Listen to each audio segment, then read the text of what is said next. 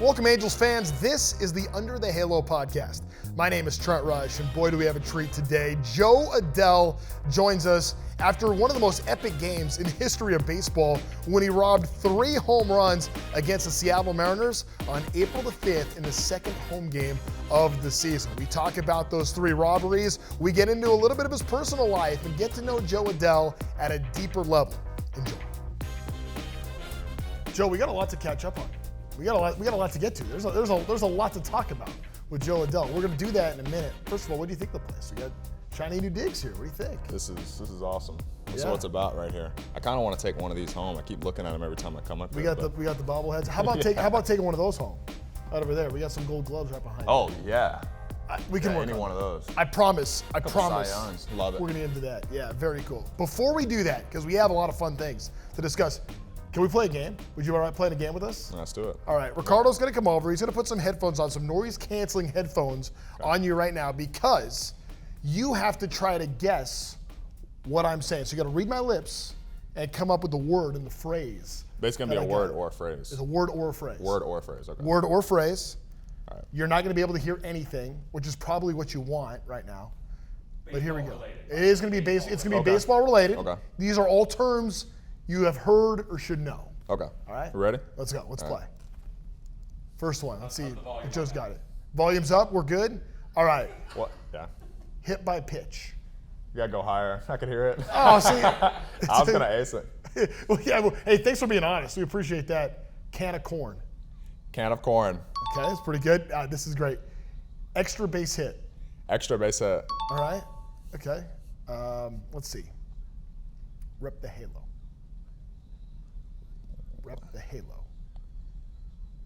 Rep the halo. All right, that's pretty good. Okay, here we go. Here we go. Let's go. Let's raise it up a little bit. Ahead in the count. And the what? Ahead in the count. Game of outs. We're getting closer. Ahead in the count.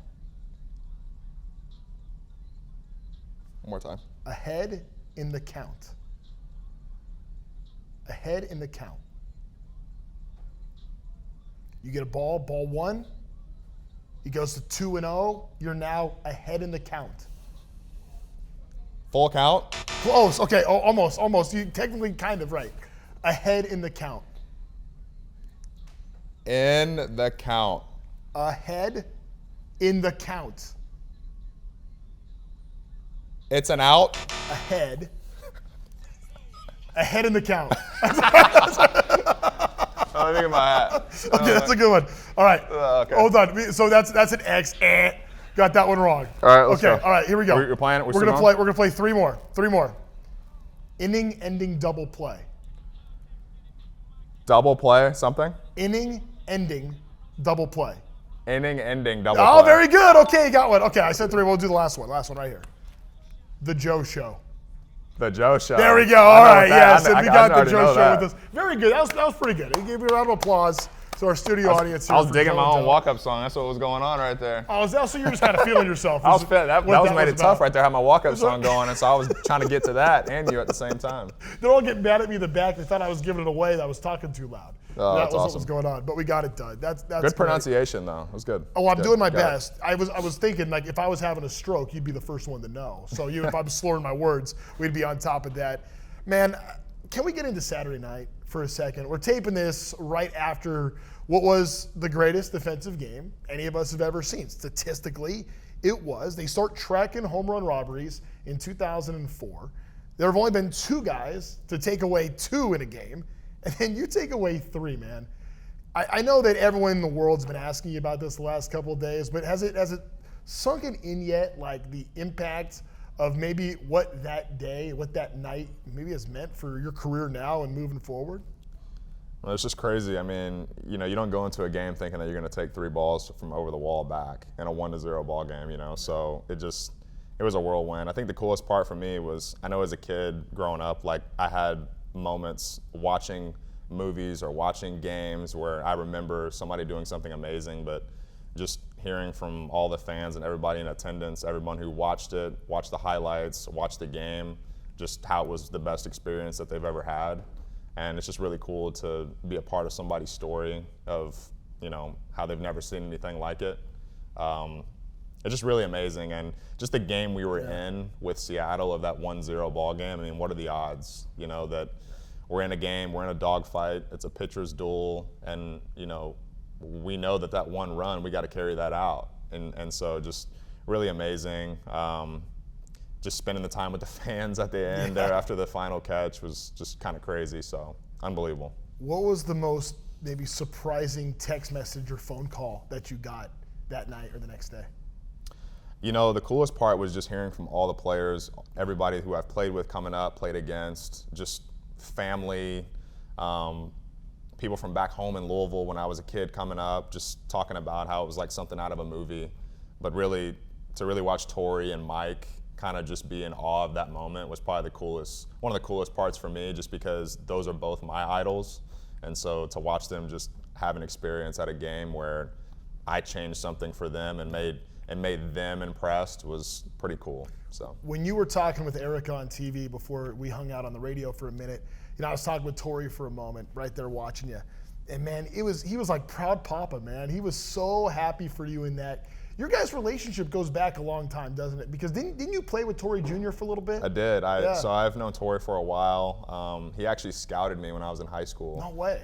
Real briefly, and obviously I played with his son coming up through the minor leagues, and we got close with the family, and just such a great group of humans, great family, and just really got to talk to him about more than even just baseball, just about life, about being a great person. At the end of the day, the game is, you can only play for so long, but yeah, he sat by my locker before the game, and we just had another one of our skull sessions where we were just talking about baseball, talking about different things. And like I said at the end, I guess, some of that rubbed off because, definitely went out there and felt like he was with me out there for sure, you know what I mean? So it's pretty amazing. It was great to see it. And the thing I feel like that has made that night more special, maybe even more so for Angel fans and people that have followed your career than just like the rest of the world that's followed along, is your whole journey and your whole story. We remember what happened in Texas, so we remember some of the things early in your career where defense was a struggle. To put the work in and to be able to do what you did, having the greatest defensive game anyone's ever had, considering how far you've come, man. Do you ever think about what that journey's like and what it's taken to get you to this point? Yeah, it's kind of crazy. Like you said, early on, there was more than just even defense that I struggled with in the major leagues. It was all facets of the game. You just don't know what you don't know as a younger player, and playing in these stadiums, playing in different atmospheres, trying to learn the pace of the game. I think over the period of time, I just kind of have adapted to what the pace of this game is and who I am as a person and what I'm going to do, what I'm willing to do as a player to get better. And that's more than even just defense. It's just overall in the game. And you have to be able to do that to want to be better and to stay, at this level. And so obviously defense was something that, I definitely put my pride in. When I was runner-up for Gold Glove in 24, that was a huge thing for me, because I set out in that fall of 23 to say, hey, I'm going to keep getting better at this and doing what I can to help these pitchers save runs. And now it's kind of crazy. I'm tied for the most home run robberies, since 2020 with 10. That's crazy, to think about. And it's all goes back to me wanting to be that force in the field, that I know I can be. And all facets of the game, you got to want it, you got to keep working, and that's what we all do when we show up to the field, is we all want to get better and do our thing. But really the experience and the full circle moment of where I came from and what I remember feeling with not really as prepared as I wanted to be as a player, and then now feeling like, I can do this and that I belong and I'm a part of this is pretty special. What were those feelings like early in your career when, again, you're making, these mistakes that you make at the major league level?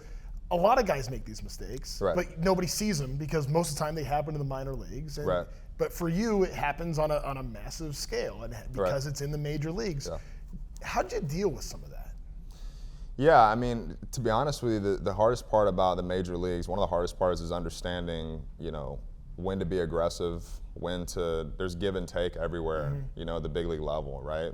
I was the type of player when I came up that I wanted to make the great play all the time. And sometimes the game doesn't call for that, and as good of an athlete as I am, you think that at all times I can make every play. The reality is sometimes the game is not that way, and you have to know when to throttle it down and when to make the smart play and not try to make the over-aggressive play. And I think when I was younger, I always wanted to make the really aggressive play. You know, I wanted to try to catch every ball that was out there, when sometimes it's smarter to, hey, hold back, get the ball in, you know, prevent the run from advancing or the runner from getting to the next base. Stuff like that you don't always have to do in the minor leagues, right? You can kind of just go out there and be whoever you are and get away with some things. And so I think over a period of time, I've kind of been able to learn what the game's calling for, because the game doesn't always call for 3 home run robberies. You know what I mean? It happened to be that way, but sometimes, you know, you have to make the smart play. And I think over time, especially being around Torii and being around a multitude of these guys, I played with Eaton, so knowing how he plays outfield and how great of a defender he was, just being able to pick people's brains about what they do and how they're able to go out there and control the running game and be able to, you know, play that level of defense. So, and even more than just defense, overall baseball. Yeah. You know, so you don't really know until you get here, and that's like the thing. You gotta go through it. Everybody goes through it. You gotta go through some sort of adversity to be able to know what you need to do to get better and to move forward. How many times have you watched back the robberies? Honestly, I feel like I've been spending more time kind of hearing people's perspective on it and then responding to messages, but I've definitely watched it my fair share of times. It's pretty amazing. Do you want to watch? Do you want to watch them again? Yeah. Let's bring them up now. I just want to get the mentality and what's going through your mind on some of these. So we'll get started with the first one here, and this is Cal Raleigh at the plate. Obviously, Mr. 60 from last year. There's no one looking up. Yeah. What's going through your mind when you're seeing that ball come off the bat? Well, the first thing that's going through my mind is I knew my positioning was really good. You know, we're playing him a little deeper. We had a little deeper shift. And so it gave me the chance to kind of get back to the wall and have enough time. He hit it pretty well. He hit that ball well. He thought he got it. He got enough of it to go out, and, you know, I was back there and was able to really just get up there and get it. But me just getting back to the track and knowing where I was, I had full idea of where I was on the field, and that's when you start playing at the wall, that's what it's about, is knowing where you are. Well, you had to go way up for that, and on top of it, like the way here at Angel Stadium, because you got that, like the old out-of-town scoreboard, that screen is like there's not a very big gap right there. Yeah. So not only are you going up, you don't have a whole lot of room for your glove to go back at all there. It's a tricky one, definitely here, because obviously I think in the past with, you know, the yellow line used to not be there, so any ball that was up like that, most people would play it off and just wait for it to bounce off. But here you have a chance to block a ball down and try to prevent that, right? Because if any ball touches that screen, you know, it's gone. So you're just trying to get back there. And I said it before, but kind of being a little bit like a goalie against that wall. So that was kind of my mindset there. All right, let's go to home run robbery number 2. And we're going to pull this one up with Josh Naylor batting in the 8th inning. Again, it's still like a 1-run game. Like, that's like the crazy part about all of this. Taking that one back, and you were pumped up there. I was fired up there. Yeah. Yeah, we're getting later in the game. Again, it's that 1-0 ball game, and we're sitting here going, we know it's a pitcher's duel. We're battling at the plate. Our pitchers are throwing so well, and it's like, you know, it was kind of like deja vu. I went back to the same spot that I was originally when I caught Cal's ball, and now I'm on the track and pretty much the same markings of the first jump. So full confidence that I was going to pull that one in for sure. How does the mentality shift when you'd already brought one back in the game? Did it change at all for you? Did you get like that extra level of confidence you're talking about when you have a moment like that?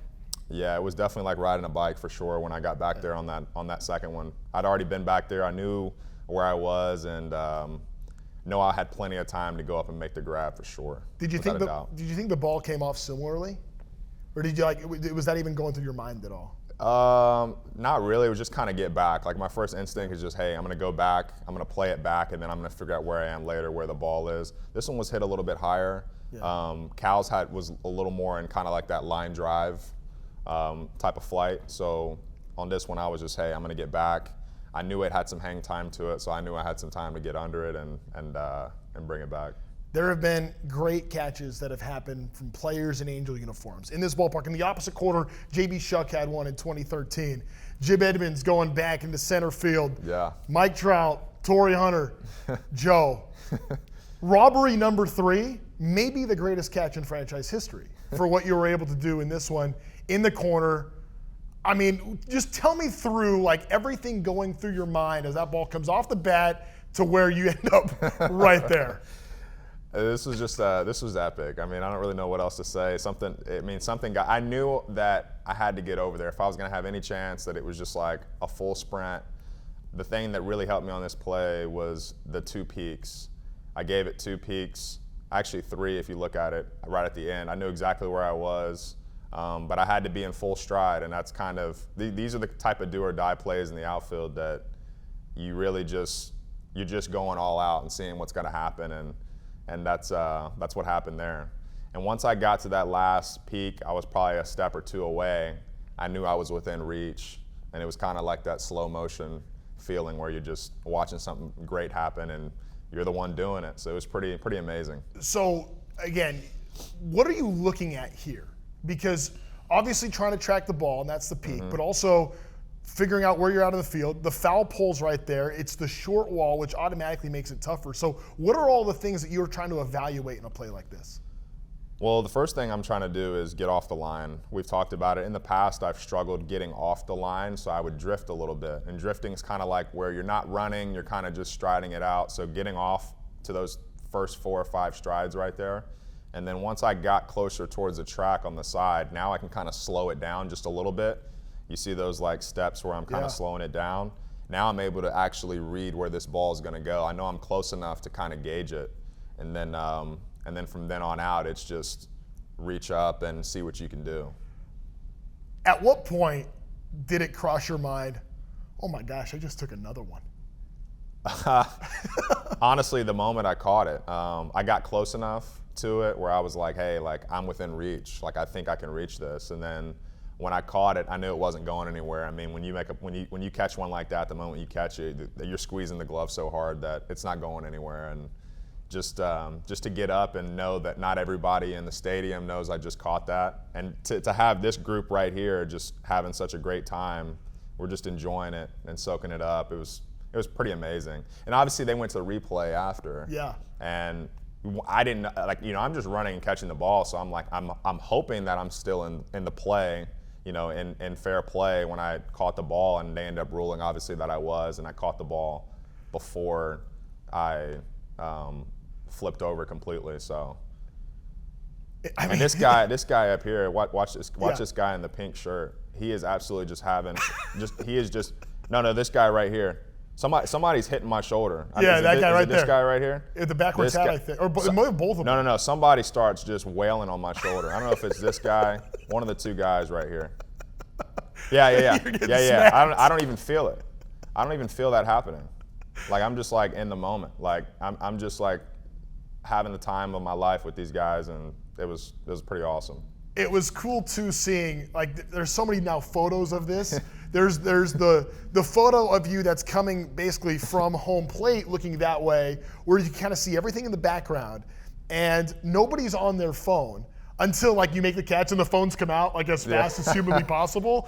But it's great because all eyes are on you, except for there's one Mariner fan that's wearing a Griffey jersey, his back, and he's headed up the aisle. Like he's done with it.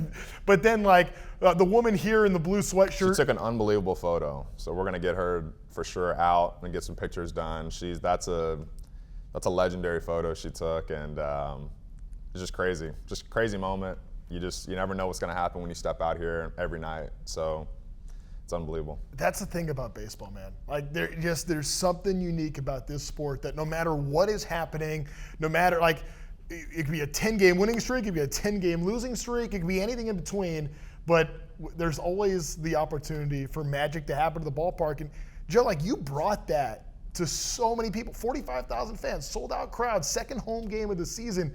To bring that like do you feel any of the weight of like how significant it was what you did that night for so many people?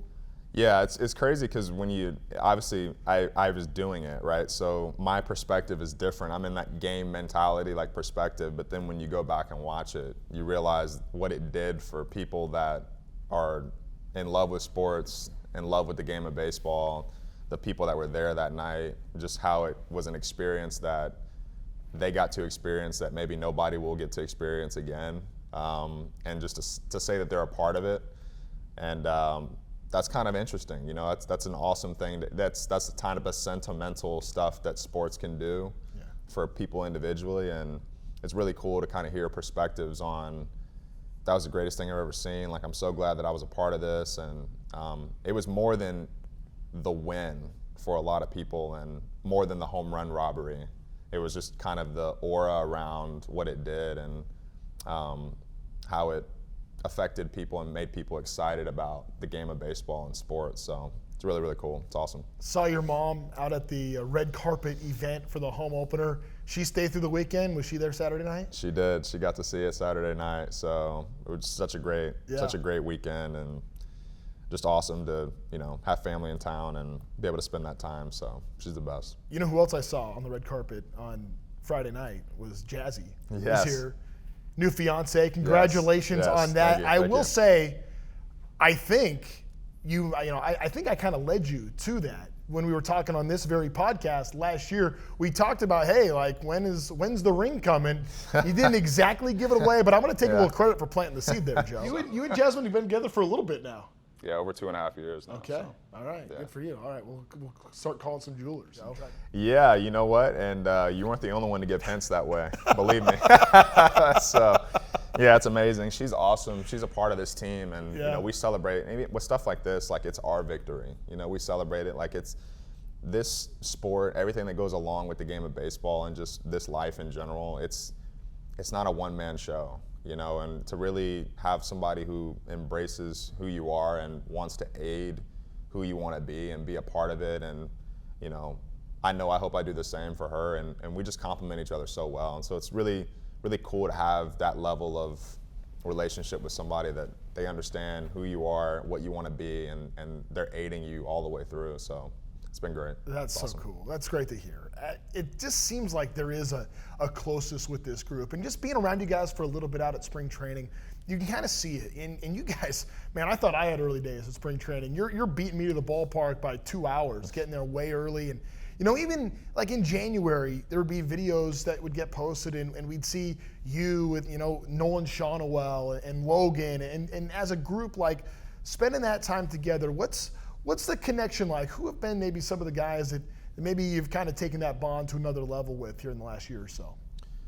To be honest with you, this group, like, this is the type of group that you want to be a part of because everybody has each other's back, and there's no close-knit with one guy not close with the other type of situation. There's no grouping going on here, and that's really what you love to see is, you know, when you talk about the group chat, like, this is everybody talking in it. Everybody's cracking jokes each way. This is everybody's going to team dinners, everybody's hanging out. You want to see these types of things. And when you come out to the field, that translates. And that's what we have here is we have a group of guys that have been around the game. We also have the young core that we know has been here that's grown up through this system. And the mix and match of experience and just the willingness to do whatever it takes to win a ball game and do whatever it takes to help somebody out or to be there for somebody. That's what this group is. People love coming to the ballpark here, and we keep that momentum going, and, you know, nobody can stop you. You and Brandon Marsh were so close. Like, I think about, like, the closest now as a team, but I remember, like, the bond that you guys had and that togetherness. Like, I don't know that we've ever talked about when he got traded and how tough maybe that might have been in the moment, but I know you hate seeing a brother have to go 3,000 miles away, but in some ways you think maybe it was good for you to kind of have to maybe figure it a little bit more out on your own? I mean, you know, you obviously, you know, Brandon's doing his thing, and he's a beast. He's going to be a major leaguer any which way that there was, and he's going to play for a long time. And it's really cool when we get to kind of meet up when we play in each other's city and see each other and whatnot. But, you know, we all know that that's like part of the game. Like, at some point, you know, things are business decisions. You're trying to figure out, hey, how can I put the best team together? What can I do to get certain players in certain areas? And that's just the business of the game. And for me, obviously, I would love to have continued to play with Brandon. Obviously, we were really, really close. Yeah. But obviously, I think that everything happens for a reason, you know, and I'm a big believer in that. I mean, for him to go and have a couple of postseason runs so far and to be a part of something that, you know, is bigger than himself, and to kind of find his, you know, niche in Philly and watch the fans kind of support what he's been able to do. And as well on the other end, me kind of coming into my own in the same aspect. I mean, we can celebrate that together. You know what I mean? And that's something that, you know, we text back and forth every once in a while and check in, and we talk about those things. And but we both believe in that. And at the time, obviously, we were younger, and it felt like, it was kind of like why are you taking my buddy away from me? That type of situation. We respect it now and know that, hey, things happen for a reason, and I'm so proud of him, and I know he is the same with me. But that's part of the game, and I'm just happy to see him continue to flourish, and I know he's cheering for me in the same aspect. Speaking of the success, speaking of the breakout, last year 37 bombs, 98 driven in, right on the doorstep of a couple of big milestones. And there have only been 5 Angels in history to hit 40 home runs, and there's a pretty good chance, Joe, that you could be 6 with what you did a year ago of continuing at this trajectory. Do you ever think about the numbers? Do you ever think about, setting goals and benchmarks for what you want to accomplish? Well, it's kind of funny. Like the game of baseball is really weird. It's like you want to put your mindset to something that to be consistent. Like if I'm going to go and I'm saying, hey, I want to hit 2 home runs today. That's not what I say before I go in the box. Sure. You know what I mean? I'm kind of like, I'm going to work through a process of how to get my swing ready for this game and to do it every day. And if you commit to the process of what you're doing and what your work is and what your routine is, things will show up that, on a consistent basis, or should you give yourself a chance to be more consistent. And so my goal is always just to be consistent in my routine, to stick to my routine, know that, hey, if I have a game where things don't work, whether it's defensively I made a mistake or whether it's offensively I didn't get the job done, that doesn't mean that tomorrow my routine changes. Yeah. It's being consistent in that level of routine, which is what I did last year and what I expect to do this year. There was no difference in my defensive routine from when I took 3 home runs away. Yeah. You know what I mean? It happened to be that whatever the work was that I was doing with finding the wall and working on my reads, going back, that type of stuff, came into play in a remarkable time. And so every time you work, every time you show up to the field to put your work in and to find a way to get better, you're just trying to give yourself a chance to be successful. I think often back to a conversation we had last year in these same chairs, talking about that the result is not guaranteed. That you can put the work in. Just because you're gonna put the work in does not mean you're gonna get that result. Yep. Joe, you're kind of bucking the trend here. The result now, through process, it's taking time. Yeah. The result's starting to come. What kind of validation does that give you with all the long hours and all the effort that's gone in to get you to where you are now? Yeah, it's kind of the no quit mentality. You know what I mean? You just I think for me, I'm somebody that I don't really get offended by scrutiny. I've never been that way. Like I didn't get raised that way. Like if I knew something was off, I didn't get the job done, I came back, took it on the chin and expected to come out and be better. And whatever which way that is, that's just who I am. That's what I'm about. And to obviously see myself kind of come into, full form, it's great. But also too, I expect that. I'm the type of competitor to come out and say, hey, if I don't get it done today, I'm going to try to get it done tomorrow. If I don't get it done this week or this month, it's going to come. And just to continue to be, consistent in your routine and just know that it's going to show up and it's going to be there and to trust it. And that's what all the best players do. You know what I mean? And I'm lucky to have been around some unbelievable players and play next to one every night. And so I just know that that's their process. There's nothing, not one day, not 1 month, not a series of games is going to keep you from turning the page and getting where you want to be. Forget hitting home runs. Forget robbing home runs. Here's the real process I need to know about, Joe. Red carpet. Nobody on this team walks the red carpet like Jo Adell walks the red carpet. How much effort is going into the choreography? What's going into it? And was that maybe just a little bit of a little teaser for maybe another red carpet walk come July? I'm telling you right now, that was just, there was no preparation for that. It was just go and just be you is what that was. So if it came out looking good, I don't know how it looked like, but if it came out looking good. Oh, come on, you know it looked good. It looked good. If it came out looking good, then hey, I'm proud of that. And I had the meta glasses on too, right? So I was recording and walking too. So it was a double task right there. So it all worked out. Well, hey man, keep hitting home runs, keep taking them away. By the way, what's more fun? Taking them away for sure. There's nothing like that.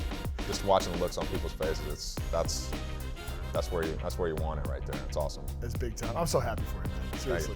Way to go, Joe. Thank you. Thanks, Trent. Appreciate it.